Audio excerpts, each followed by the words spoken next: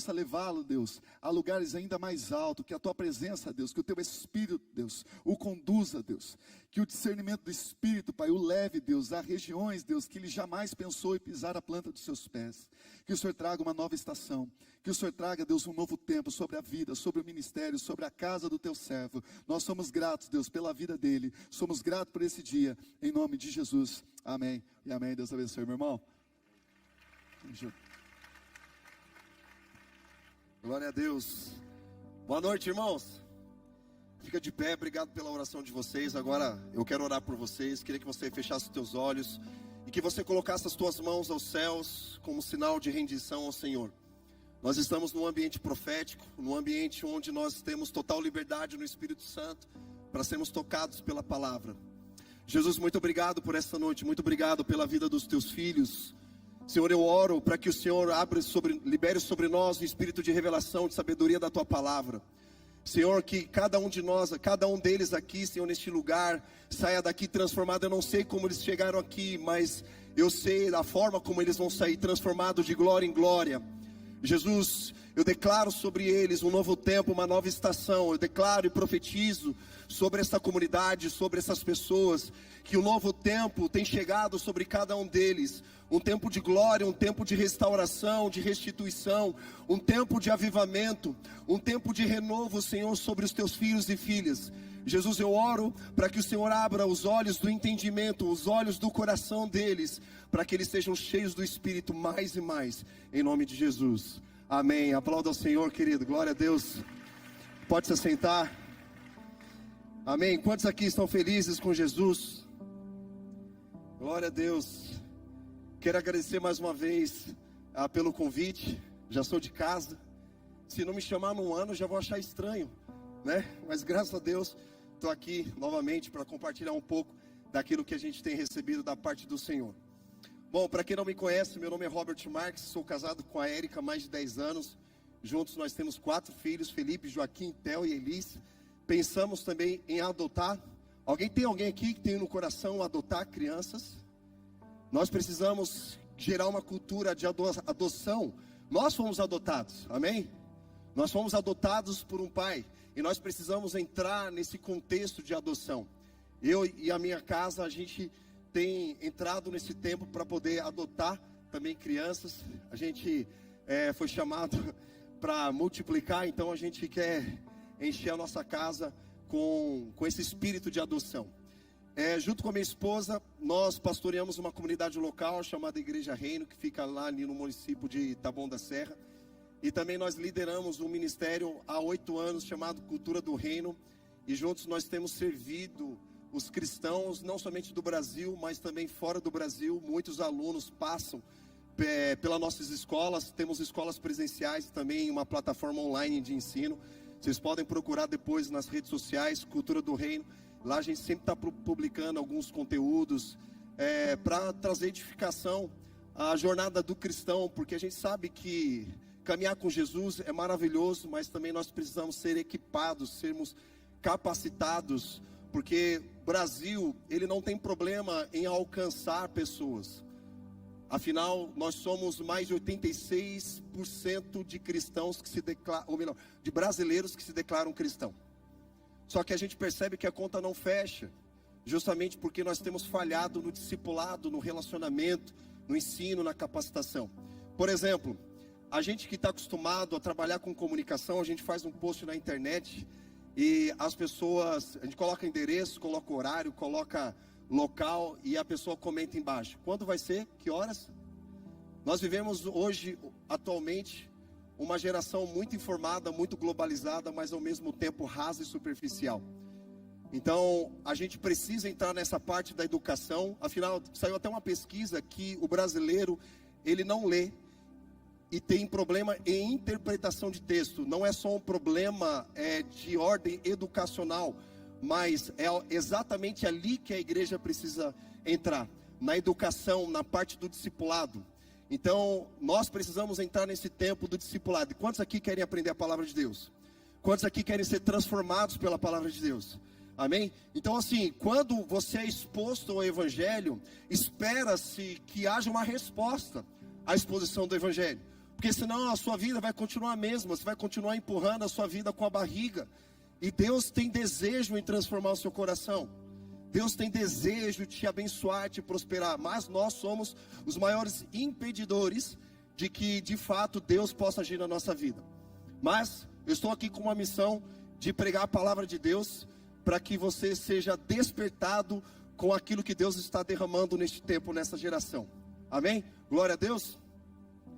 Abra comigo na sua Bíblia, lá em Eclesiastes, capítulo 7, versículo 4. Ou melhor, versículo 8. Eclesiastes, capítulo 7, versículo 8. Eclesiastes 7, 8.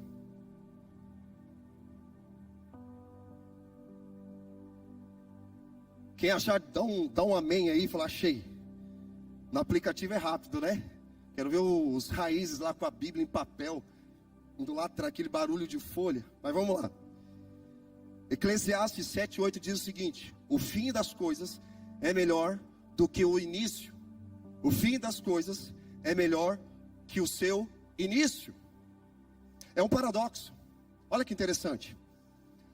A gente percebe que atualmente a nossa geração é uma geração focada muito em resultado.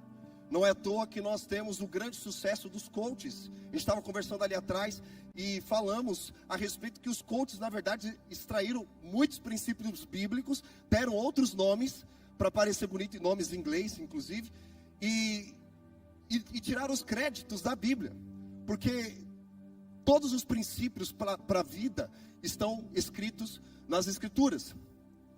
E olha que interessante. A gente percebe que ao lermos esse versículo, nós aprendemos que melhor do que começar é terminar.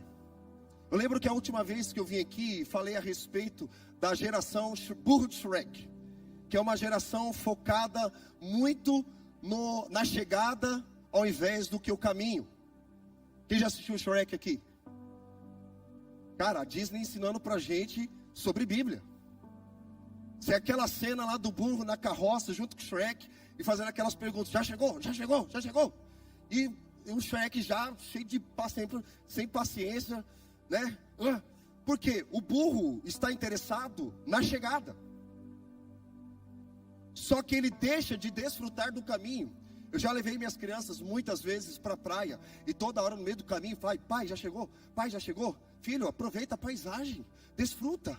Pai, já chegou? Por quê? Eles têm a ansiedade de chegar lá na praia e brincar, fazer o que eles querem fazer. Só que eles se esquecem do trajeto, eles se esquecem do processo, se esquecem do caminho. Porque a geração do burro de Shrek está mais interessada na chegada do que no caminho. Jesus não disse: eu sou a chegada. Jesus disse: eu sou o caminho.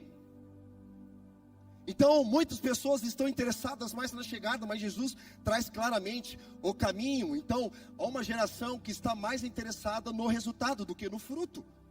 Então, por isso que o texto diz: melhor, o fim das coisas é melhor do que o seu início.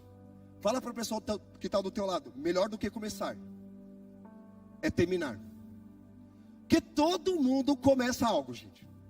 O curso você começou um relacionamento, começou um trabalho, começou a ler a Bíblia, o plano de leitura anual, começou a Bíblia lá em Gênesis, já parou. Começou um trabalho, o primeiro desafio que teve, desistiu. Fez um curso, uma faculdade, o desafio ficou muito mais difícil, vou parar. Começou um relacionamento, quando exigiu compromisso, responsabilidade, já não quer mais. Então começar, todo mundo começa. Agora o que a Bíblia espera de você é terminar, perseverar. A perseverança dos santos, a gente estava falando ali atrás, não existe crente desviado, meu irmão. Ou você está perdido, ou você foi encontrado. Porque é comum a gente encontrar pessoas na rua, né? O cara teve uma experiência na igreja e tal, e ele fala: irmão, então ora por mim, eu fui batizado nas águas, só estou desviado. Peraí, cara, cristão sofre, sim ou não? Passa por necessidades às vezes, ou muitas vezes, tem dores, sofre, tem aflição, tem, não há nada diferente do que a pessoa que está lá no mundo. A diferença é quando nós temos a palavra. Então, o que acontece é muito isso. Por exemplo, mulheres, vocês que estão aqui, vocês passam por TPM? Passam ou não? Sim, é óbvio que sim, né? E geralmente durante a TPM a mulher fica irritada. Tem pessoas que tem mulheres que ficam na TPM eternamente, né? Não sai daquele estágio. Mas a TPM passa, sim ou não? Passa. A raiva passa, sim ou não? Sim. Aflição, sofrimento, passa. Mas o que não passa é a palavra de Deus. Ela permanece firme. O que acontece conosco, a gente sempre se move de acordo com as circunstâncias. É por isso que nós estamos vivendo hoje uma geração que está sofrendo por ansiedade, né? Hoje os consultórios psicológicos estão cada vez mais cheios, porque as pessoas estão andando ansiosas. Se andar ansioso fosse bom, Jesus teria dito, ande ansioso, porque é bom. Mas ele fala, não ande ansioso por coisa alguma. É isso que está acontecendo.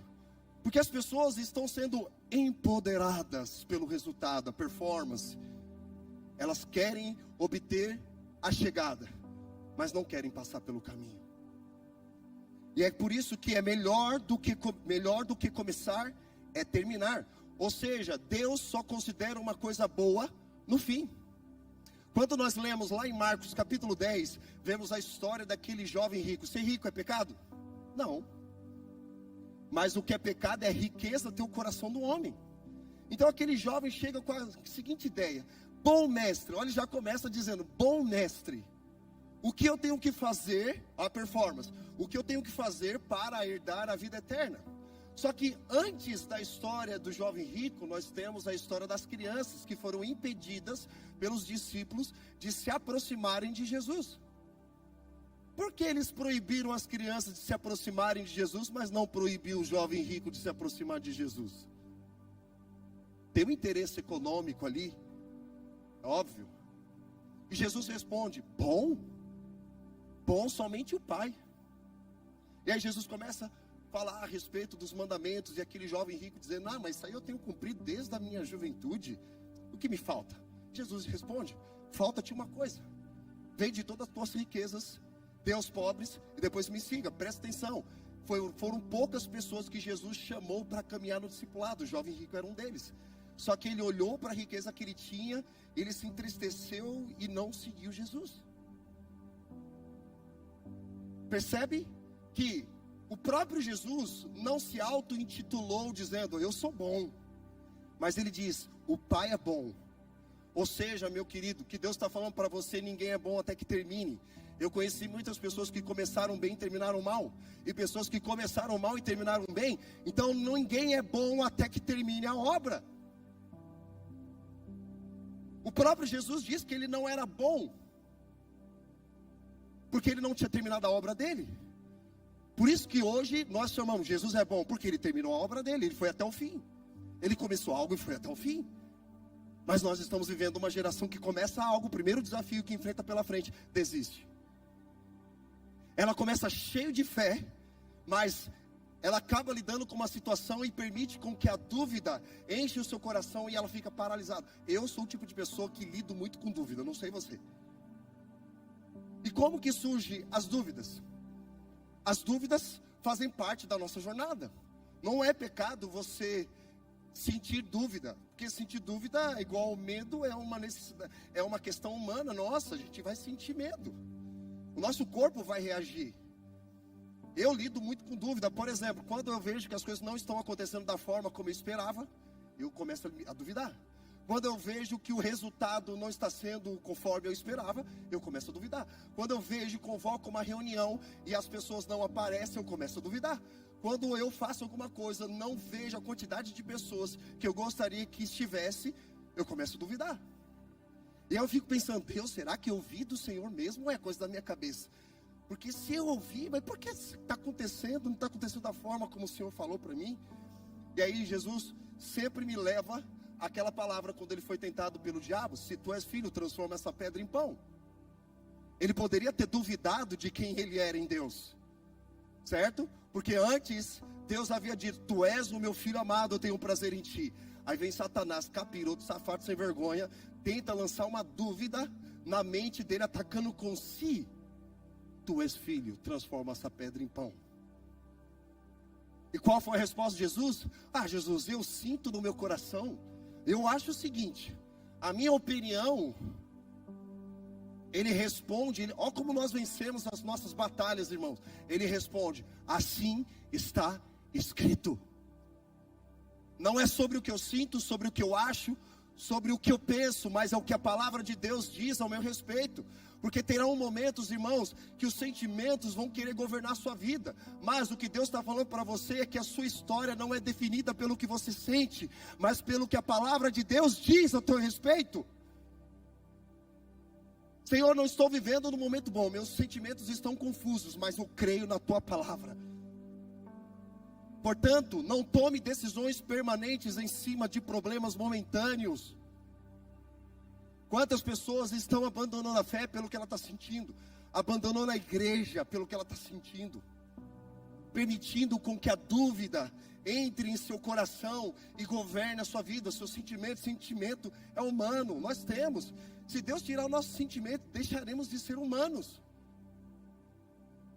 O problema é quando nós deixamos com que a dúvida tome o lugar da fé na nossa vida. Vocês estão aqui comigo? Então isso faz parte da nossa jornada de fé. E fé não é o que eu sinto, fé é uma convicção, fé é uma ação. Fé sem obras, ela é morta. E obras de respeito a atitudes, a ações. Percebe? Vamos avançar aqui um pouco. Lá em 2 Timóteo, capítulo 4, verso 6. Não precisa abrir, só anota. 2 Timóteo, se tiver como jogar no telão também, pode ajudar. 2 Timóteo 4, 6. Vai dizer o seguinte: eu já estou sendo derramado como oferta de bebida. Está próximo o tempo da minha partida. Combati o bom combate, terminei a corrida e guardei a fé. Esses dias eu estava pregando lá para os irmãos da igreja, e a gente lembrou que sempre quando é citado esse versículo, é quando a gente está sepultando alguém. Não é verdade? Aí sempre os irmãos falam, combati o bom combate, terminei a carreira e guardei a fé. Alguém já foi em velório de crente? Não tem tristeza. A gente fica contando piada, rindo das histórias, dos acontecimentos. E aí vem o pastor, vai pregar a palavra, combati o bom combate, terminei a corrida e guardei a fé. Percebe que esta carta de Paulo a Timóteo foi exatamente no fim da sua vida. Ele já tinha consciência que os dias dele estavam terminando. Olha que interessante isso. Então, é tipo dever cumprido. Sabe aquela satisfação que você tem? Quem aqui já é formado na faculdade? Levanta a mão. Não é maravilhoso? Você fala, meu Deus, que alívio. Terminei a faculdade, entreguei o TCC. Né? Você se acabou, se matou ali, estudando TCC. Terminou o ensino médio, o ensino fundamental. Nossa, alívio. Aí veio a faculdade. Você acha que acabou? Não. Tem mais ainda, porque nós vamos passando pela prova e dando glória a Deus, aleluia. Não é verdade? Você já viu a prova? O professor aplica uma prova, e ali ele fica em silêncio, para você fazer a prova. E se você não passa pela prova, você repete e faz de novo. Então imagine Deus aplicando uma prova na sua vida. Ele está em silêncio, mas Ele está presente. Então a gente tem aquela sensação, oh Deus me abandonou, oh Deus, né, eu oro, vou à igreja, sigo todos os preceitos, mas parece que nada acontece na minha vida. Aí que muita gente começa a abandonar a fé. Quando você ora e não é respondido da forma como você esperava, vem as crises batendo, aí você tem que administrar dentro de você. Percebe? Então a gente tem aquele sentimento de dever cumprido, satisfação, terminei. Nossa, terminei. É muito bom. Você faz festa, você chama a família, celebra, um momento de celebração. Então, quando nós lemos aqui o que Paulo diz, combati o bom combate. É o bom combate. Tem gente combatendo aí o mau combate. Combati o bom combate, terminei a corrida. Aquela satisfação de você chegar no último dia da sua vida e dizer, eu terminei a corrida que me foi proposta. E fui até o fim. Eu não comecei, e depois no meio do caminho veio um desafio e tal, eu desisti, parei. Se tem uma palavra que não pode estar no vocabulário seu, é a palavra desistir. A gente não pode desistir. Desistir apenas do pecado, mas desistir de correr a corrida, jamais.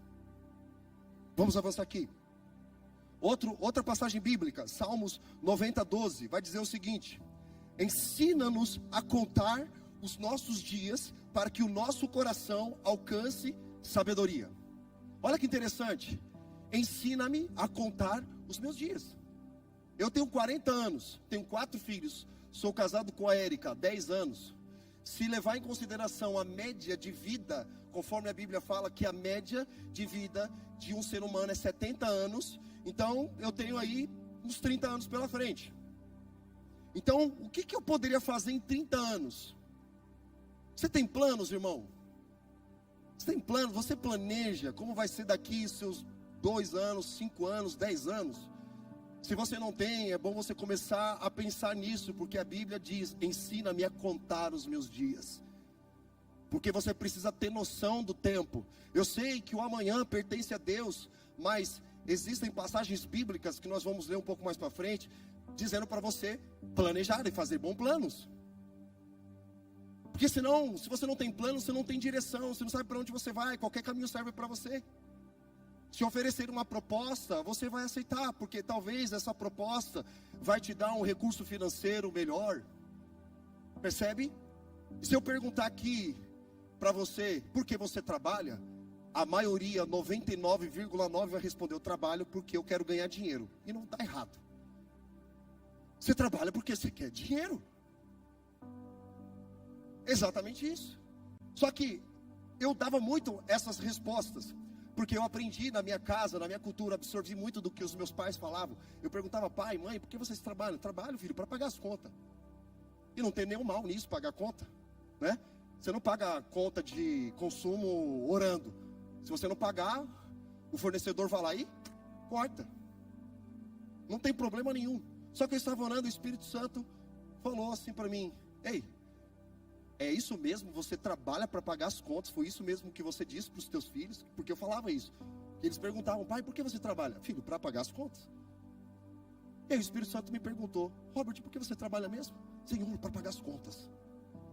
E aí ele respondeu dizendo: não, você não trabalha para pagar as contas. Você trabalha para transformar vidas. O seu trabalho é apenas uma ferramenta, não é o teu propósito. Então tem muita gente pensando que aquilo que ela faz é o propósito dela, mas não é. É apenas uma ferramenta para você cumprir com o seu propósito. Quer servir pessoas, é transformar vidas. Senão a sua vida não tem sentido, não tem propósito. Percebe? Vamos avançar aqui. Eu vou perguntar: por que você faz o que você faz hoje? Se você responder agora: eu faço para ganhar dinheiro, irmão, você não tem propósito, você está perdido no tempo, está perdido na vida. A sua vida precisa de um propósito claro, para você cumprir com o seu chamado. Então, eu estava lendo um livro, olha que interessante, estava lendo um livro chamado O Porquê, o Poder do Porquê, alguma coisa assim. Aí eu tenho um trecho lá que fala uma coisa interessante, fala dos 2 CEOs da Microsoft. O primeiro que nós conhecemos, é mais famoso, Steve Jobs, não, Bill Gates. Bill Gates é um cara nerd, né? Que conhece muita coisa de tecnologia, é um cara que não se dá bem em relacionamentos, é um cara que não tem uma boa comunicação, um cara muito introvertido. E ele ganhou muito dinheiro com a Microsoft, né? E abriu mão do cargo para servir em áreas filantrópicas. Ok. No lugar dele entrou um cara para ser o CEO da Microsoft. Aí eu fui ver um vídeo dele no YouTube. Falei: meu Deus, cara, esse cara é maluco. Sabe aqueles coach? Vamos. Aqueles coach bem enérgico, né? Aí toca música de danceteria, eletrônica, para deixar as pessoas agitadas. E ele é um cara que ele, né, agita o público, as pessoas ficam enérgicas junto com ele e tal. Só que não, você vê que tem muita empolgação, muito entretenimento, mas não tem propósito. Então o que está acontecendo? Existem muitas pessoas energizadas e pessoas muito carismáticas, mas que não têm unção nenhuma. O que transforma pessoas, como diz Isaías, é a unção de Deus. E muitas pessoas acabam se utilizando daquilo que elas fazem como algo que vai transformar pessoas. É isso que não é a sua habilidade que transforma pessoas. Não é a sua habilidade que salva pessoas. Não é a tua habilidade, não é o teu talento que transforma pessoas. Mas a Bíblia diz: o que despedaça o jugo é a unção de Deus. Você pode entreter, você pode energizar as pessoas, mas você pode não transformar, porque não tem unção. Unção diz respeito a relacionamento com o Criador, relacionamento com Deus, vida de oração, vida de secreto. Irmão, parece que para algumas pessoas é um peso isso. Meu Deus, é muito religioso. Nossa, é relacionamento. A vida cristã, ela é baseada em relacionamento. Relacionamento. Então, não é o que você faz, mas sim o porquê você faz, que tira você da cama. Para algumas pessoas é um peso acordar de manhã na segunda-feira e trabalhar. Ela não vê a hora de chegar na sexta-feira e gritar: sextou. Ah, sexta-feira, sextou. Você fala: caraca, o cara acordou na segunda-feira de manhã, já não vê a hora de chegar a sexta. Ele não tem propósito, ele não tem prazer naquilo que ele faz. Isso não inspira ele. Então não é o que você faz, mas por que você faz, que tira você da cama de manhã.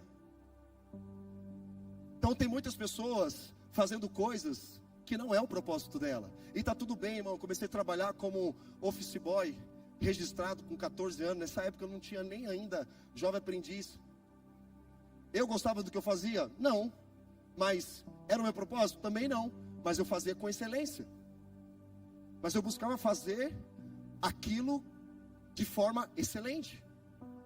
Os anos foram se passando e aí eu fui entendendo o propósito de Deus para toda a terra antes de entender o propósito pessoal de Deus para a minha vida.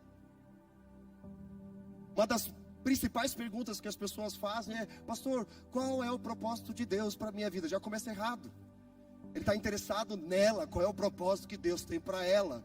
Mas tem a resposta primeiro: qual é o propósito de Deus para toda a terra? Você só vai entender o propósito pessoal de Deus para a sua vida até que você entenda primeiro o propósito de Deus para toda a terra. E sabe qual é o propósito de Deus para toda a terra? É nos tornar filhos de Deus parecidos com Jesus. E nós devemos perseguir isso até o fim da nossa corrida. Até o fim da nossa corrida. Porque ao passar por uma traição, por exemplo, você consegue se reerguer novamente. Porque ao passar por uma doença você consegue recomeçar. Porque ao passar pela morte de um parente querido você consegue recomeçar.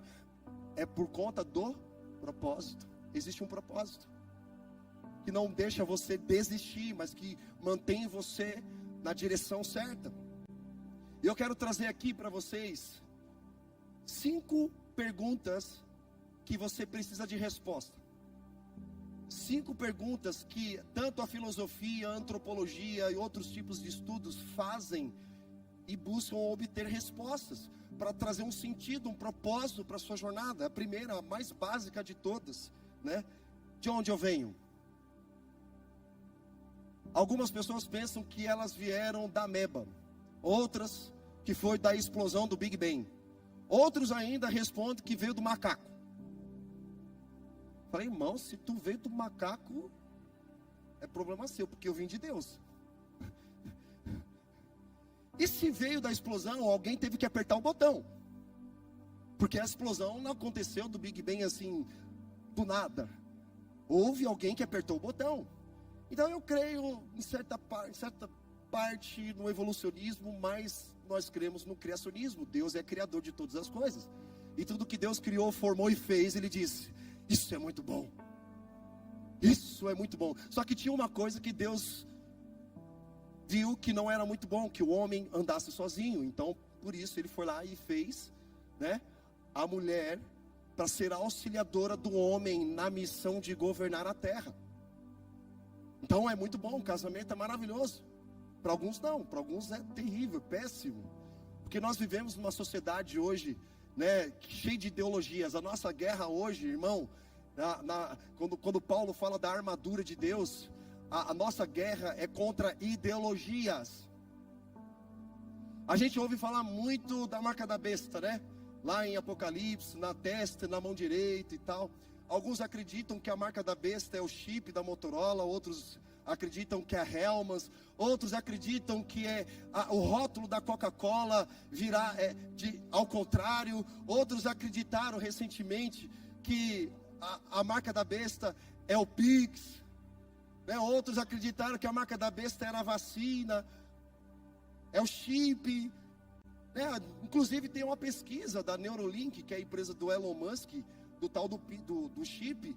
Pode até ser, né? Mas sim, será que isso é a marca da besta?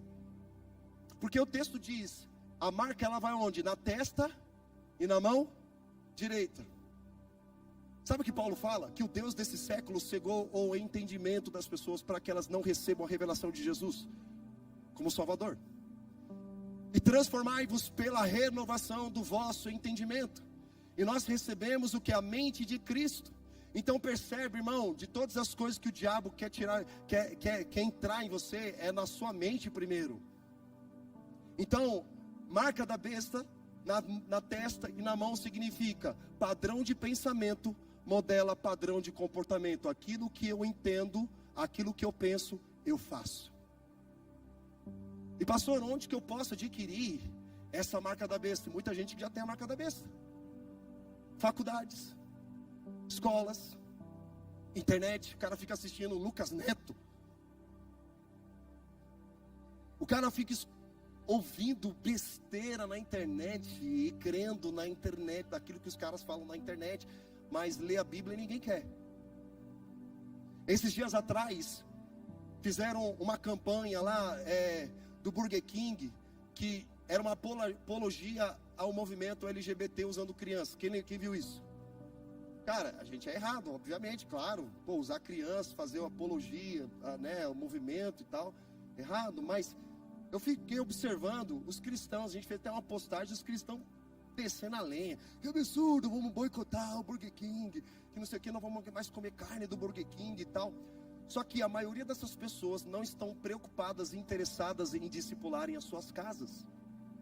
Então, elas permitem com que as crianças, os filhos, sejam discipulados por um Lucas Neto da vida, mas elas não têm coragem de abrir a Bíblia e discipular os teus filhos em casa. Então, meu amigo, é responsabilidade sua discipular a sua casa, porque se você não discipular, pode ter certeza que a sociedade vai fazer isso no teu lugar. Depois não reclama, porque você colocou a responsabilidade de pastorear a tua casa para o pastor. Você colocou a responsabilidade de pastorear a sua esposa, o pastor, de pastorear os teus filhos, o pastor não. Eu falei isso, pessoal da comunidade. Eu não sou o marido da tua esposa, muito menos o pai dos teus filhos. Se posiciona e seja um homem para a tua casa, e seja um sacerdote na tua casa. Levante um altar de adoração. Então a gente precisa se posicionar. Gênesis 2:15, Deus posicionou o homem. É uma posição, assumir a nossa posição de direito. Deus posicionou o homem para cultivar e guardar a terra. Deus, ao criar o homem, deu duas responsabilidades: cultivar e guardar. E a soma dessas duas palavras é trabalho. Antes de pensar em casar, de ter filhos, trabalhe, estude. Seja um homem, se posicione. O que a sociedade faz hoje? Eu vou transar, fazer filhos, depois eu penso em estudar e trabalhar. Quebrando princípios. E quando nós quebramos princípios, os princípios quebram a gente. Então Deus posicionou o homem para cultivar e guardar a terra. Eu vou chegar, tá queimando meu coração aqui. Eu preciso ir por partes. Eu quero amaciar um pouco você para depois vir batendo um pouquinho mais forte. Aleluia. Então assim, de onde você veio, meu irmão? Você não veio da ameba, você não veio do Big Bang, você não veio muito menos do macaco, mas você veio de Deus.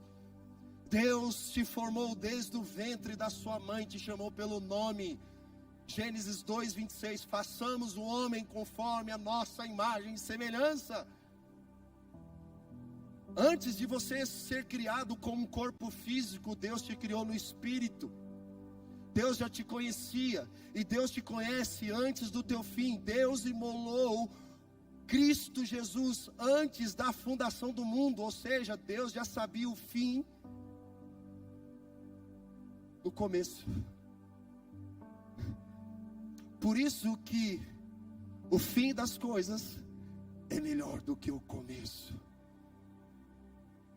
Porque começar todo mundo começa, mas terminar é só para os que perseveram na palavra. Segundo ponto, depois que você descobre a sua origem, você precisa entender quem você é. Então, uma pergunta filosófica também: quem você é? Quem você é? Sabe, pessoas me traíram muitas vezes, mas sabe de uma coisa? Ela não pensou que ela perdeu um amigo fiel. Porque pessoas vão passar pela nossa vida, irmãos, elas vão trair, elas vão ofender, elas vão mentir ao teu respeito, mas se trata muito de quem ele é do que quem você é em Deus. E quando você entende quem você é em Deus, você não muda de acordo com as circunstâncias, você não muda de acordo com as opiniões das pessoas. Se eu fizer uma pergunta aqui para você, uma pergunta básica, por exemplo, se quiser pode levantar a mão, não precisa ter vergonha, a gente está num ambiente seguro, amém? Glória a Deus. Quem tem medo aqui de falar em público, levanta a mão. Pode levantar sem medo, ninguém vai te condenar por isso.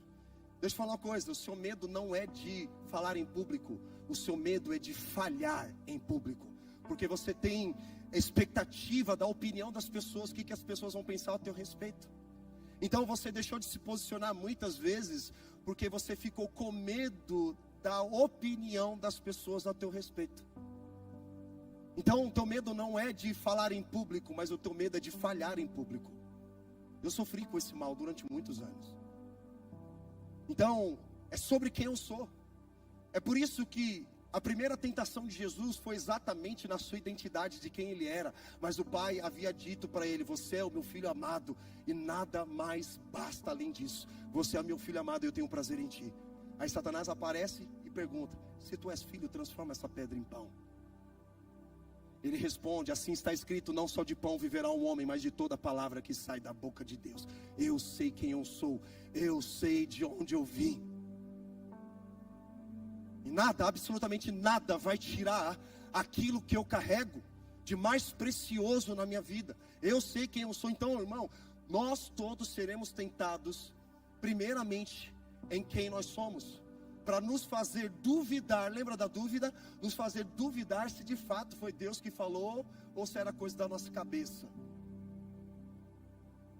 Então eu sei quem eu sou. Outro ponto importante da identidade é sobre a questão, ou melhor, deixa eu construir essa questão da identidade. Primeiro ponto da identidade, até os psicólogos falam isso, que é a questão da autoimagem. A autoimagem é o que as pessoas falam a teu respeito.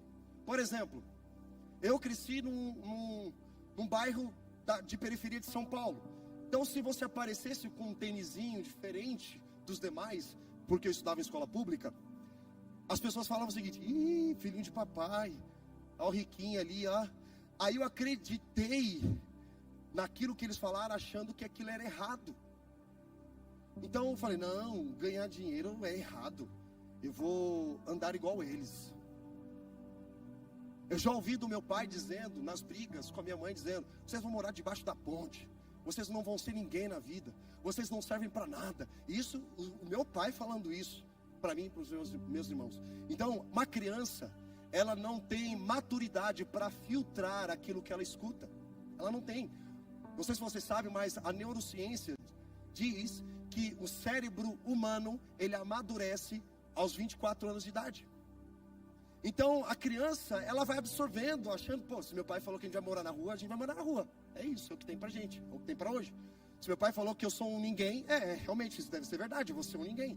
Se meu pai falou que eu não sirvo para nada, realmente eu não sirvo para nada mesmo e vou carregar isso. Isso é autoimagem, diz respeito ao que as pessoas falaram ao teu respeito, se você tomou aquilo como uma verdade. Agora, o segundo ponto é a questão do autoconhecimento. Existe uma palavra hebraica no Antigo Testamento que significa Lech Lechá. Olha que palavra bonita. Aí você vai sair do culto e fala, pô, aprendi uma palavra hebraica lá com o culto dos jovens, Lech Lechá. Fala comigo, Lech Lechá. Fala para a pessoa ao teu lado, Lech Lechá. Essa palavra significa vá para dentro de si e se conheça. Deus falando para mim e para você, vá para dentro de si e se conheça. Não estou falando de humanismo. Humanismo é egocêntrico, focado na pessoa, só nela. Mas eu estou falando de autoconhecimento. A Bíblia já fala sobre autoconhecimento muito antes dos psicólogos já falarem sobre isso. É você se conhecer, cara. Quais são suas forças, suas fraquezas? O que você gosta, o que você não gosta? Você se conhece? Você sabe mais tudo sobre os outros do que sobre você mesmo. As redes sociais estão aí para explicar isso. Você fica lá, né, 2 horas rolando a barra de rolagem, a barra lá do Instagram, vendo a vida das pessoas e deixa de se conhecer, de se desenvolver, de estudar a Bíblia, de se conhecer em Deus. É por isso que Paulo fala, eu considero todas as coisas como esterco para ter que ganhar o conhecimento de Cristo e ser achado nele. Olha que interessante isso. E quando Jesus nos chama para uma vida de renúncia, se alguém quiser me seguir, diferente de se tu és filho, transforma em pão, aqui é um se condicional. Se, você não é obrigado. Se alguém quiser me seguir, tome a sua cruz, renuncie a si mesmo e me siga. Vamos lá, gente, ser autêntico é bom? Sim. Ser autêntico é muito bom, ser verdadeiro é muito bom. Só que não se trata de você ser apenas autêntico. A gente ouve, né, o pessoal falando, seja você mesmo, seja autêntico, né? A gente não ouve isso. Aí você olha para as escrituras, Jesus fala, se alguém quiser me seguir, tome a sua cruz e renuncie a si mesmo. Sabe o que Jesus está falando para mim e para você? Pare de querer ficar tentando ser você mesmo e seja parecido comigo. A jornada de um cristão não pode ser resumida em ser quem eu sou, mas ser igual a Cristo. Por isso que Paulo fala, sejam meus imitadores como eu sou de Cristo. Ele não está falando para você ter a mesma identidade dele, mas ele está dizendo para você ter os mesmos princípios, os mesmos valores, os mesmos comportamentos. Vocês estão aqui comigo? Então é quem você é. E por último, o mais importante, lembra que eu falei em Gênesis 2,15, Deus posicionou o homem para cultivar e guardar a terra. E aí o que aconteceu? Satanás tenta Eva para comer do fruto, e Deus havia dito, não come desse fruto, porque se comer certamente morrerá. E aí Satanás fala, não, se comer você não morrerá, porque você vai ser igual a Deus. O que aconteceu? A tentação de querer ser igual a Deus fez Eva comer do fruto. Detalhe, o marido estava do lado. Ele poderia ter impedido, mas ele não impediu. Ele foi e comeu também do fruto. Isso nós chamamos de hedonismo, que significa a busca da satisfação dos seus próprios prazeres. Quer alimentar a sua própria paixão. Percebe? Logo em seguida, eles ouviram os passos de Deus no jardim do Éden.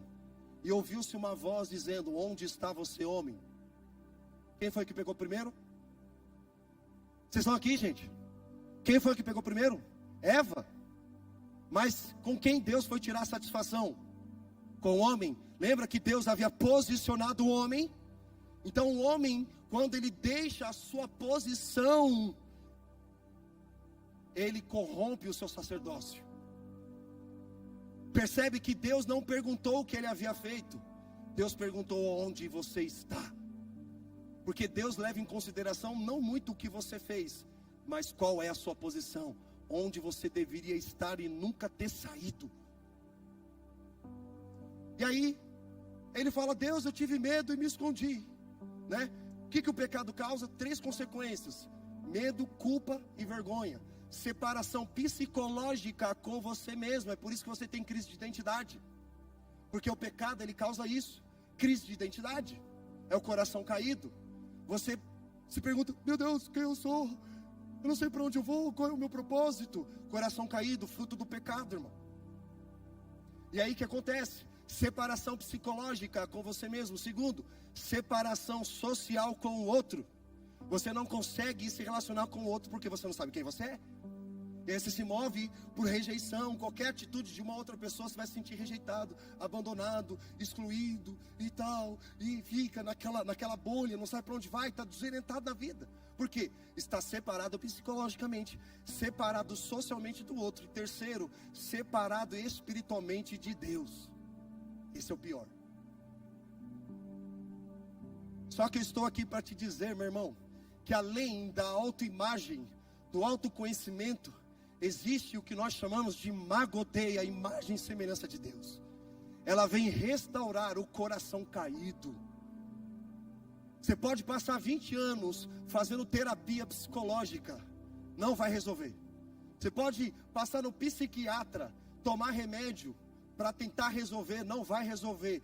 Porque o problema do coração caído, somente o autor do coração tem poder para transformar.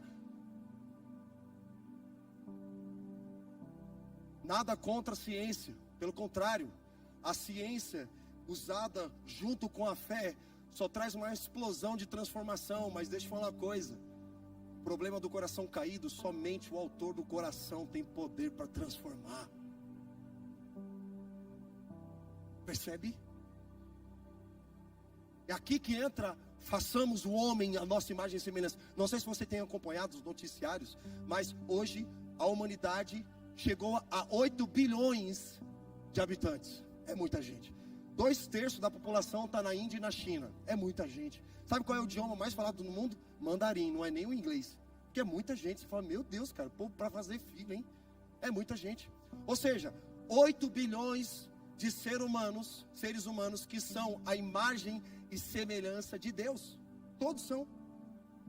Você não foi criado conforme a imagem de um macaco, de um animal, mas você foi criado conforme a imagem de Deus.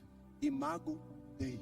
Quando você peca, você não deixa de ser a imagem e semelhança de Deus. Você pode até distorcer e corromper, mas nunca deixará de ser a imagem e semelhança de Deus. O que acontece do coração caído? Ele tem a imagem e semelhança de Deus, ele tem os atributos que Deus colocou no coração dele, mas só que ele usa para o lado errado. Porque ele está perdido. Ele não sabe para onde vai. Ele não sabe de onde ele veio. Ele não sabe quem ele é. Então ele está desorientado. Então ele usa a criatividade. Ele usa a inteligência. Ele usa até mesmo aquilo que ele faz para um fim que não é o fim dos princípios de Deus. Percebe? Vamos avançar aqui. Terceira pergunta. Por que estou aqui? Aqui diz respeito ao lugar. Primeiro ponto, você precisa entender a sua origem, de onde você veio de Deus. Segundo, a sua identidade, você é filho de Deus. Filho de Deus. Todos são filhos? Não. Todos são a imagem e semelhança de Deus. Mas nós podemos nos tornar filhos de Deus. Como? Crendo e recebendo a Cristo como nosso Senhor e Salvador.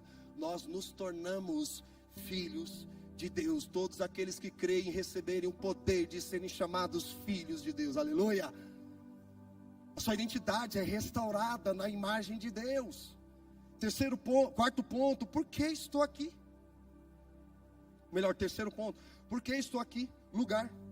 Por exemplo, como eu falei, lido com muita dúvida. Eu pensei e falei, Deus, por que estou em Taboão da Serra? Se tivesse um lugar para escolher para morar, escolheria Campinas.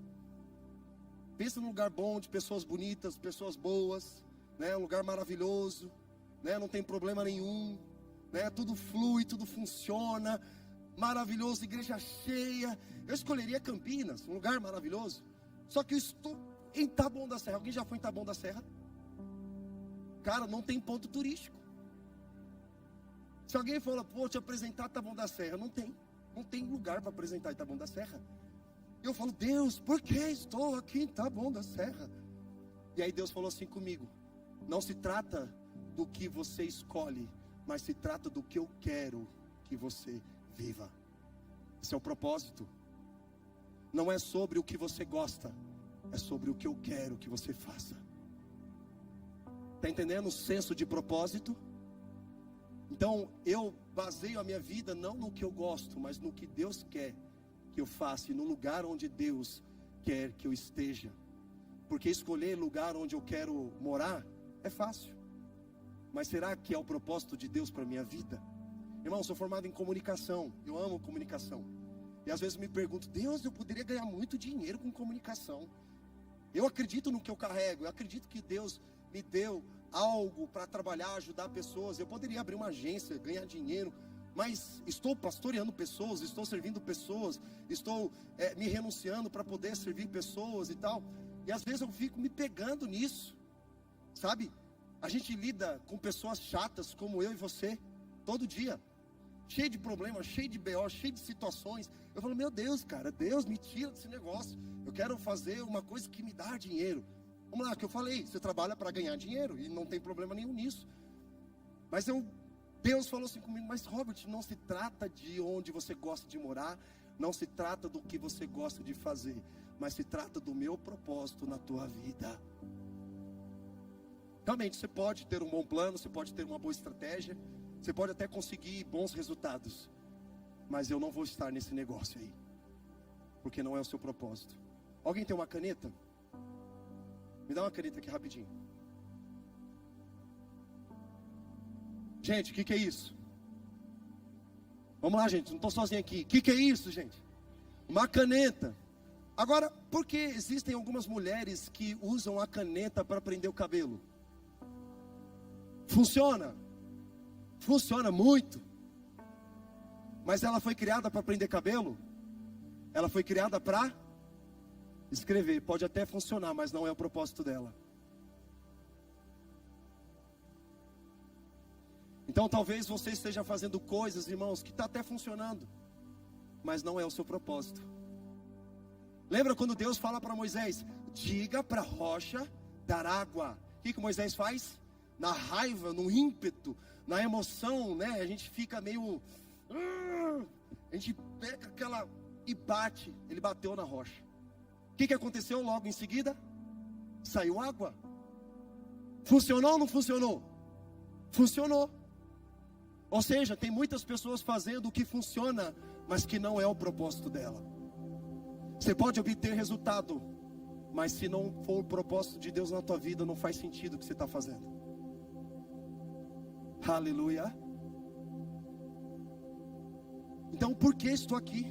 Por exemplo, alguém já usou aplicativo de carro aqui para ir para algum lugar? Uber, Google Maps, alguma coisa. Uber, por exemplo. Qual é a primeira coisa que você faz quando você abre o aplicativo? O quê? Destino? Não! A primeira coisa que você faz ao abrir o aplicativo é colocar a tua localização, onde você está. Se você não souber onde você está e de onde você veio, você não saberá onde você vai chegar.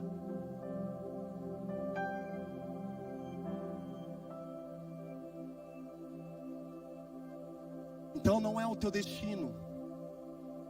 Se você não souber qual é a sua origem, o seu lugar, onde você está, você não vai saber onde você vai chegar. O próprio aplicativo ensinando a gente, não adianta você colocar o destino, se não colocar a localização primeiro. Onde você está hoje? O que você está fazendo hoje? Que posição você está hoje? Tem coisas na nossa vida, irmão, a gente precisa renunciar. Que sabe aquele relacionamento que não está te levando para Deus? Termina. Porque não se relaciona com um homem que não tem uma visão de onde ele quer chegar, nem de onde ele está. Se você entrar em um relacionamento com um homem ou com uma mulher que não sabe para onde está indo, irmão, e você entrar num lugar como esse, você, português claro, você está lascado na tua vida. Porque o homem, ele direciona a sua casa. O homem de visão, ele aponta o caminho para a sua casa. O homem, ele tem uma palavra. Percebe? Por exemplo, nós fomos impulsionados nesses últimos 3 meses. Deus falou muito comigo que eu estava em crise, irmão. Novembro foi um mês terrível, um dos piores momentos da minha vida, lidando com muita dúvida. eu entrei em crise mesmo, assim, estava desesperado. Estava tudo funcionando, tudo indo, ministério crescendo, igreja local, né?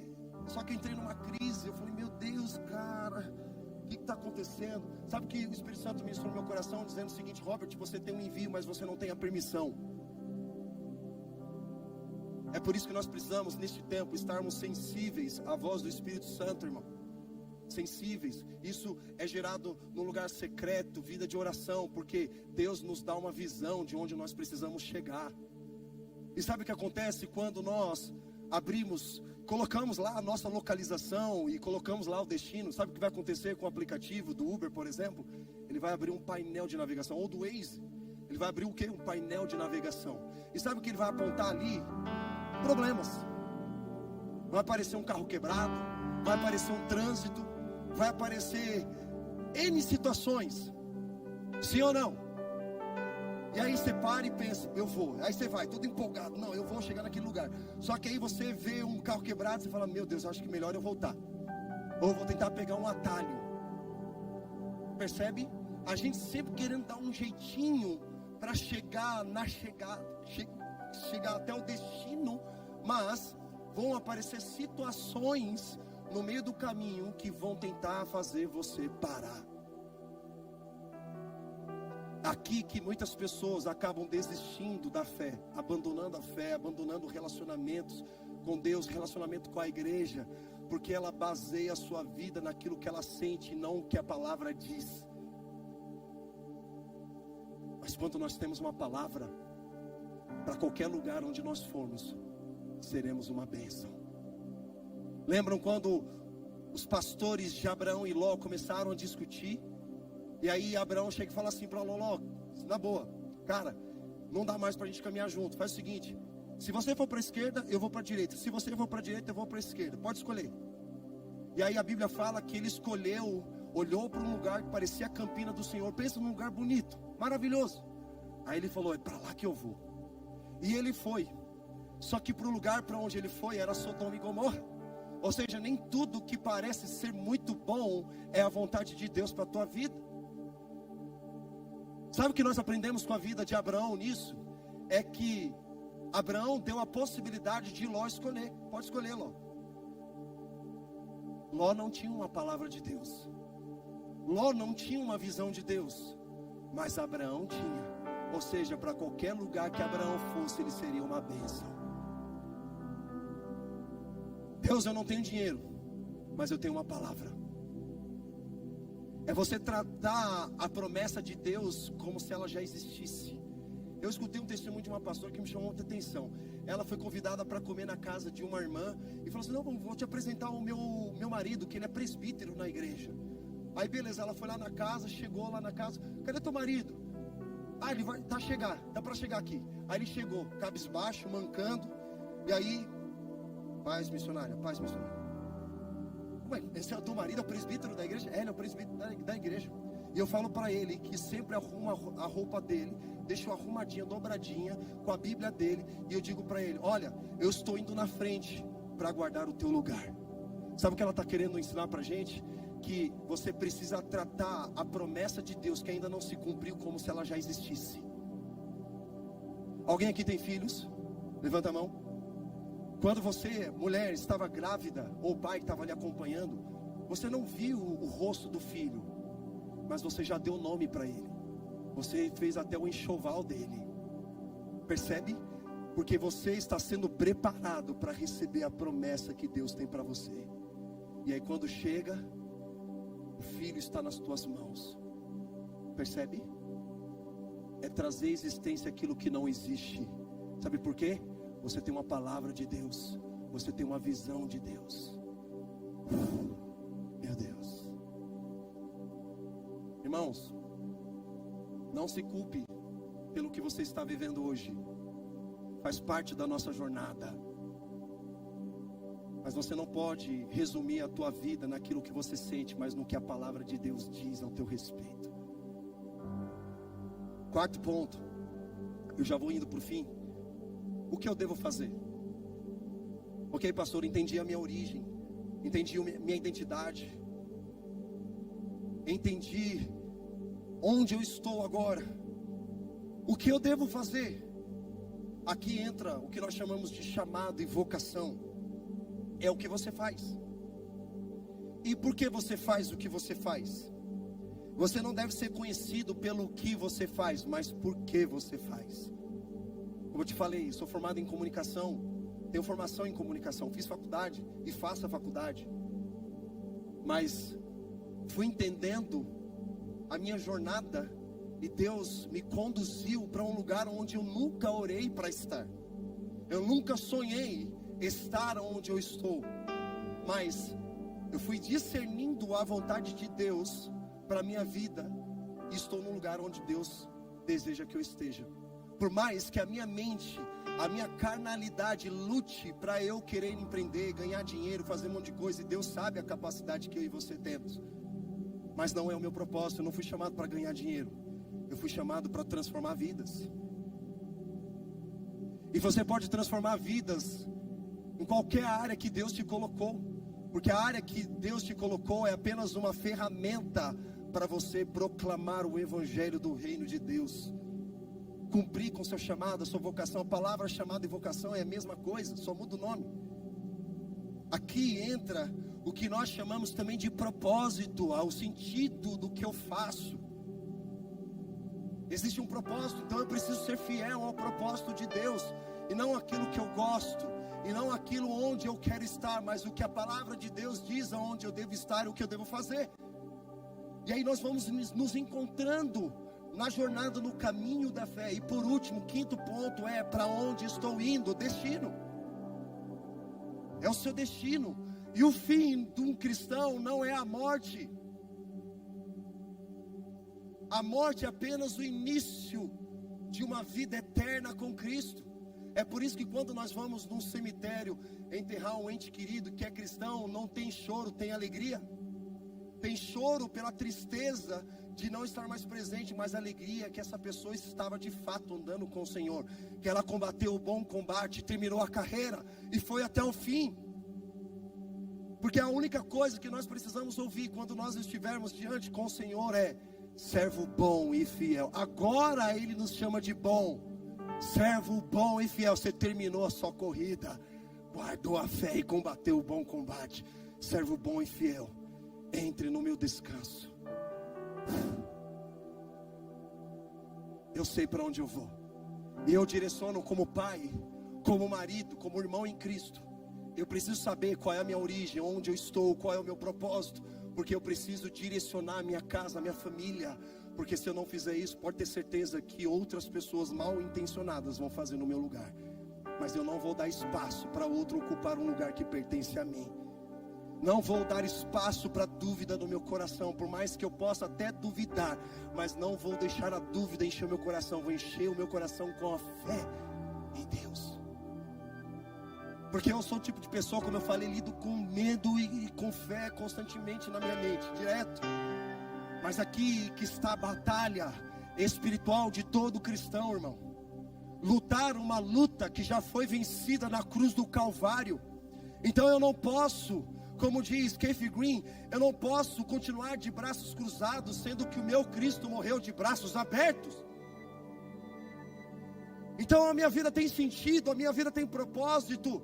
Eu sei quem eu sou um filho amado por um pai que me ama, que me aceita como eu estou e não como eu sou. Ele me ama incondicionalmente e Ele perdoou os meus pecados. Ele levou sobre si as minhas enfermidades, e o castigo que me traz a paz está sobre Ele. Jesus se fez maldito em meu lugar. Então eu não posso continuar empurrando a minha vida com a barriga, vivendo de qualquer jeito, desorientado na jornada. Ele me dá um sentido, Ele me dá um propósito, Ele me dá uma nova identidade. Eu sei quem eu sou e sei para onde eu vou. Enquanto esse dia não chegar, o dia da vinda, da volta do nosso Senhor Jesus, eu vou cumprir com o meu propósito até o fim. Porque quando eu cumpro o meu propósito até o fim, eu dou sentido para a minha existência. Eu não sou aceito pelas pessoas, eu não preciso ser reconhecido pelas pessoas, porque antes eu sou aceito, eu sou amado e já fui abençoado nas regiões celestiais em Cristo Jesus. Por exemplo, quando você dá o teu dízimo, a tua oferta, não é para você ser abençoado e próspero, você já é abençoado e próspero, por isso que você entrega, porque o evangelho não é sobre o que você faz, mas é sobre o que Jesus já fez na cruz por você. Ele morreu por você para te dar uma nova vida, uma vida em abundância. Ele é o caminho, a verdade e a vida. Por mais que a chegada seja maravilhosa, porque vai chegar o grande dia do Senhor, eu quero andar no caminho com meu Cristo. Por exemplo, estou aqui, irmão, minha esposa e os meus filhos estão em Recife, e as pessoas perguntaram: pastor, como que você está se sentindo sem a sua família? Péssimo. Minha vida não tem sentido sem a minha esposa, sem meus filhos. É como Cristo, é como se a minha vida não tivesse sentido sem Cristo. Não tem sentido nenhum. Perguntaram assim para mim: pastor, você tem coragem de trair a sua esposa? Eu falei: não, sabe por quê? Porque antes de trair a minha esposa, eu teria traído o meu Jesus, e eu não vou traí-lo, jamais, porque eu sei o que Ele fez por mim. Sabe o senso de responsabilidade? Isso é hombridade, irmãos. As mulheres estão clamando e orando por homens de verdade, homens que se posicionam, homens com H maiúsculo, homens com hombridade, homens posicionados, homens com visão, que sabem para onde estão indo. Às vezes ela não sabe para onde ir, mas se ela encontra um homem que tem uma visão de Deus, ela diz: eu vou para onde você está indo, porque você está indo para os caminhos do Senhor. Aleluia. Toda mulher espera que um homem tenha muito bem claro isso. E eu vou terminando aqui. E eu queria que você abrisse comigo lá em Provérbios 19, 21.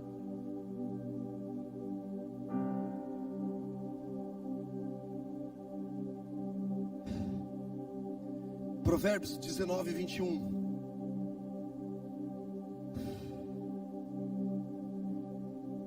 Eu sei que eu passei um pouco do tempo, mas Deus está nos levando a um lugar de transformação, amém?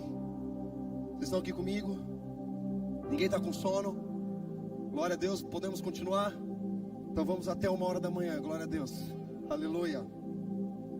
O sinal está apontando para mim ali, 26 minutos negativo. Falei: meu Deus, misericórdia. Mas vamos lá.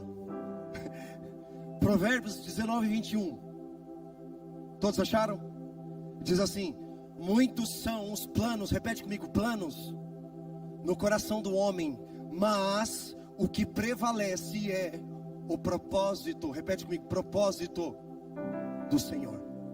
Então a Bíblia está dizendo: tenha planos. Muitos são os planos no coração do homem. Tenha planos, faça planos. Provérbios também diz: tenha planos bem elaborados, porque te levará à fartura. Agora aquele que não planeja encontrará a pobreza. Então faça planos, planeja. Um irmão lá da comunidade falou: pastor, então minha situação financeira está complicada. Eu falei: sabe o que é isso? Você tem fé, mas você não tem planos. A questão não é dar o teu dízimo para ser próspero. Você já é próspero e abençoado, por isso que você entrega. O que está acontecendo é que você não está planejando. Se nós seguirmos o que a Bíblia diz para a gente seguir, a gente vai multiplicar os recursos que Deus já nos deu.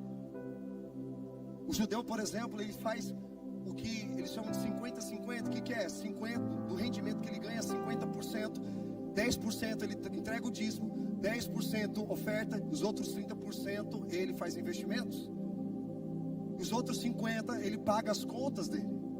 Antes de pagar as contas, ele já separa do Senhor, oferta em missões, e 30% ele faz investimentos. Vocês estão aqui comigo? Estou aprendendo até finanças para você não ficar em dívidas. Então são planos. Muitos são os planos no coração do homem. Eu tenho muitos planos. Eu sou uma pessoa que tem um pensamento acelerado. Alguém mais sofre disso, pensamento acelerado. Algumas pessoas falam que eu sou hiperativo. Tudo bem, tá tudo bem. TDAH, né? Meu filho é autista, o Joaquim, de 10 anos. Não é uma doença, é uma condição neurológica. Não é uma condição contagiosa que você pega. Nossa, peguei autismo, fui contaminado com TDAH. Não é isso. É uma condição, e glória a Deus, meu filho é muito sensível ao Espírito. Joaquim, 10 anos. Então eu tenho muitos planos, eu quero fazer muitos planos, quero viajar o mundo, quero pregar para lá e para cá, quero servir pessoas, quero abrir frentes missionárias. São muitos planos, quero empreender, quero fazer um monte de coisa. Muitos são os planos no coração do homem, mas o que prevalece é o propósito do Senhor. Deixa eu te fazer uma pergunta. O que você faz hoje tem a ver com o reino de Deus? Os teus planos têm a ver com colocar o reino de Deus em primeiro lugar e toda a sua justiça, para que as demais coisas sejam acrescentadas? Ou os teus planos é ganhar dinheiro, fazer uma faculdade? Sabe qual é o sonho de um jovem de 18 anos? Tirar a carteira de motorista. Quando não quer ser youtuber. E aí ele tira a carteira de motorista. Sabe o que ele quer agora? Um carro. Aí quando ele tem um carro, ele quer trabalhar para ganhar muito dinheiro, para ir para as baladas, para fazer viagens. Aí ele pensa, pô, vou comprar uma casa agora. Aí ele compra uma casa. Agora eu quero casar, ele casa. Agora eu quero ter filhos. Aí ele tem filhos. Tá, e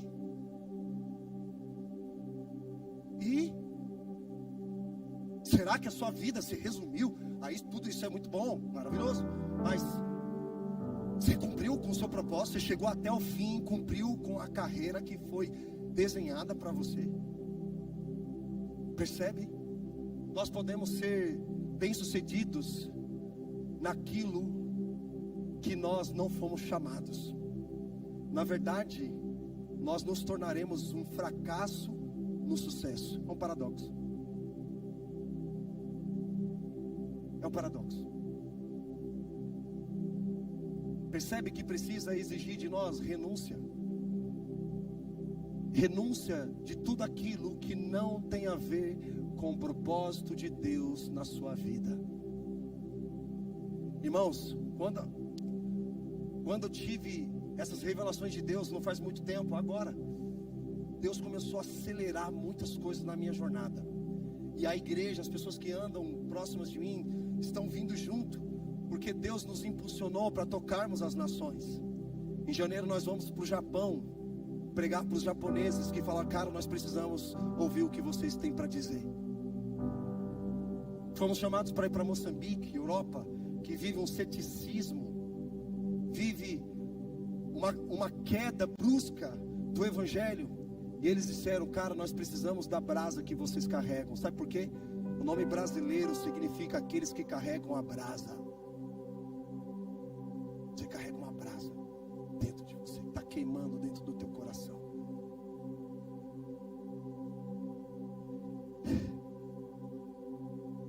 Êxodo 33:15 vai dizer o seguinte: Moisés dizendo para Deus, e Deus falando, suba aqui, eu vou te colocar numa terra que emana leite e mel, a terra prometida. Vamos lá, gente, terra prometida é bom ou não? Sim, a terra que emana leite e mel. Quando fala leite e mel, fala de prosperidade. Paulo fala que equivalente à terra prometida é o reino de Deus, que não é comida nem bebida, mas é paz, justiça e alegria no Espírito. Ou seja, um lugar maravilhoso de bênçãos e prosperidade. Amém? Só que aí Deus fala o seguinte, só que eu não vou com vocês, porque vocês são um povo obstinado. Se eu for com vocês, eu destruo vocês. E sabe qual foi a resposta de Moisés? Ele diz, Senhor, se a tua presença não for conosco, não vamos. Ou seja, a tua presença é melhor do que as promessas. Aleluia. O caminho é melhor do que a chegada. A árvore da vida é muito melhor do que o fruto proibido. O fruto de Deus é melhor do que o resultado do homem. Aqui está, meus irmãos, onde nós precisamos chegar. E para finalizando, Efésios 2:10 vai dizer o seguinte: porque somos criação de Deus realizada em Cristo Jesus, para fazermos boas obras. Ou seja, você foi criado para fazer boas obras. Não é fazer a sua obra, mas é a obra de Deus. E você pode fazer os seus planos, você pode ter uma boa estratégia, você pode ter um bom plano, você pode fazer tudo, mas você vai chegar num limbo e não vai cumprir com o propósito de Deus. Mas quando você entende que você foi criado por Deus em Cristo Jesus, você foi chamado para fazer boas obras, em nome de Deus, aos quais Deus preparou antes para nós as praticarmos. E agora eu vou terminando. Isaías 46, 9 e 10. Eu queria que você abrisse comigo. Isaías 46, 9 e 10. Isaías 46, 9 e 10. Vamos lá, rapidinho. Vai dizer o seguinte. Isaías 46, 9 e 10. Vai dizer assim: lembre-se das coisas passadas, das coisas muito antigas. Eu sou Deus e não há outro. Eu sou Deus e não há nenhum como eu. Desde o início faço conhecido o fim. Repete comigo. Desde o início faço conhecido o fim. É por isso que o fim é melhor do que o começo. E Ele faz conhecido o fim para nós, porque nós saberemos que chegará o grande dia do Senhor, que não haverá mais morte, dor, sofrimento, e nós estaremos na glória com Jesus.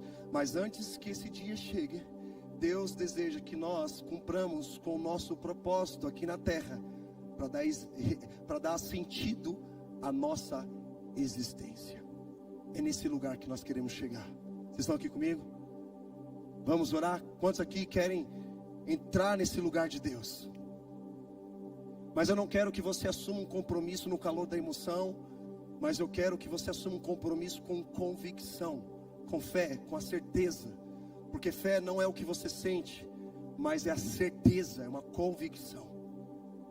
E eu quero te convidar, junto comigo, com a liderança toda, nós queremos orar por vocês, para que Deus traga esse despertamento sobre a sua vida, em nome de Jesus. Fique de pé.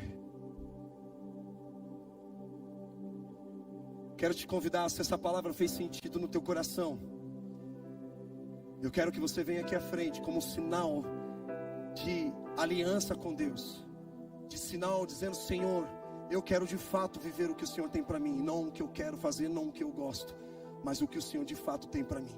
Então sai do seu lugar rapidamente, vem aqui à frente, nós queremos orar por vocês. Quando nós fazemos esse chamado, é justamente para nos tirar de uma zona de conforto que muitas vezes nós encontramos, e nós muitas vezes nos consideramos autossuficientes, dizendo que eu sou capaz de fazer o que eu quero fazer. Mas quando nós respondemos a esse chamado, nós de fato colocamos os caminhos de Deus como prioridade na nossa jornada.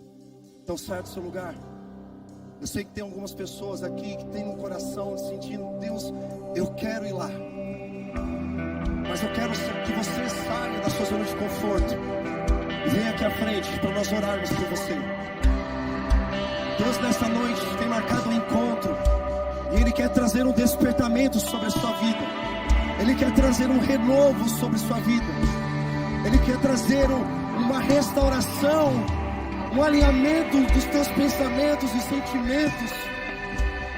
Que os caminhos do Senhor são melhores do que os nossos caminhos. Sai do seu lugar, vem aqui à frente.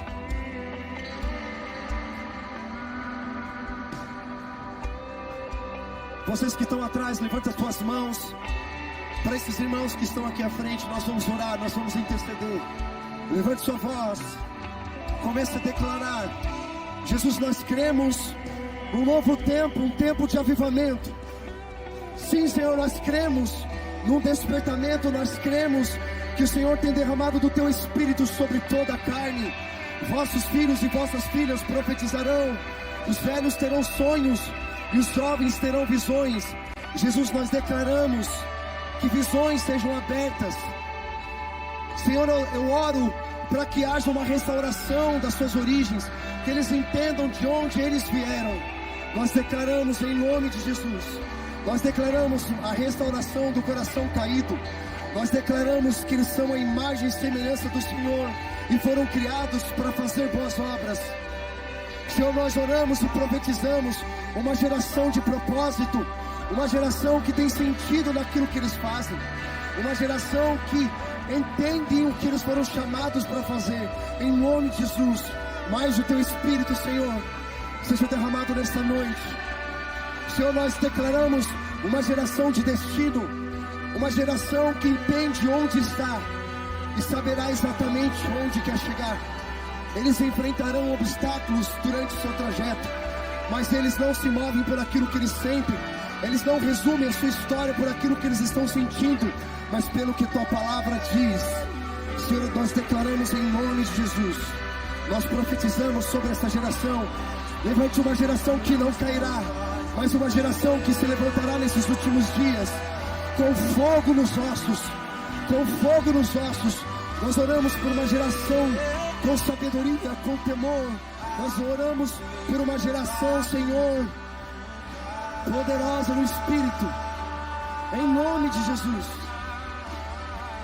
Mais, Senhor, mais, Senhor. Aleluia.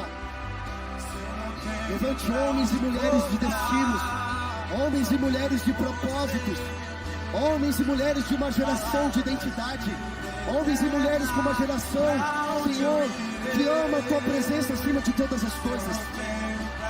Desperta, Senhor, essa geração. Desperta, Senhor, levante uma geração cheia do teu Espírito. Levante uma geração, Senhor, cheia com fogo do teu Espírito. Nós oramos por cura.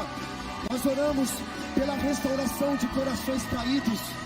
Nós oramos, Senhor, por uma geração de identidade, o resgate da hombridade, o resgate da feminilidade, em nome de Jesus. Vai, Espírito Santo. Vai, Espírito Santo. Eu queria que neste momento você colocasse a sua mão, você que está atrás, que você colocasse a sua mão no ombro da pessoa que está do teu lado. Nós vamos deixar fluir aquilo que nós temos recebido nesta noite, e nós vamos transferir para a vida dessa pessoa. Ninguém vai sair daqui sem antes ter recebido uma oração, antes de ser tocado pelo Espírito Santo. Então, se você que está aqui está sentindo a presença do Espírito Santo, eu quero te encorajar a orar por essa pessoa que está do teu lado e começar a declarar a vontade de Deus sobre ela. Comece a declarar dizendo: você é uma filha amada, você é um filho amado. Você tem uma identidade, você tem um propósito, você tem um destino. Vamos lá, levante sua voz. Comece a declarar. Mais Jesus, mais Jesus. Mais Jesus, toca, Senhor. Toca com teu fogo. Toca com a revelação do teu Espírito, em nome de Jesus.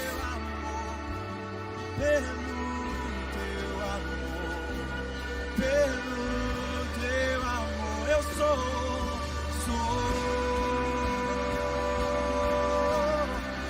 totalmente teu. Eu fui encontrado pelo teu amor,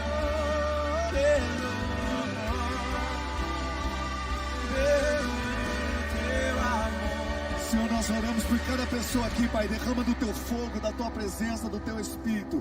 Cada pessoa que está aqui, Deus, unida uma a outra agora, orando, Deus, pedindo a tua presença, pedindo o teu Espírito Santo, o teu fogo, Deus. O fogo que vem, que muda, Deus, que muda a direção da vida, que dá propósito, Deus. Que o Senhor venha sobre a tua igreja, que o Senhor venha sobre os teus filhos, que o Senhor abençoe cada pessoa nessa noite, Pai.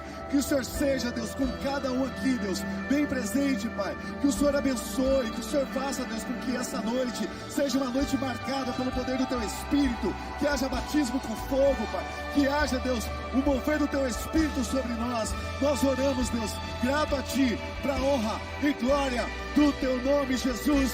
Amém e amém. Glória a Deus. Você pode aplaudir o Senhor. Glória a Jesus. Glória a Jesus.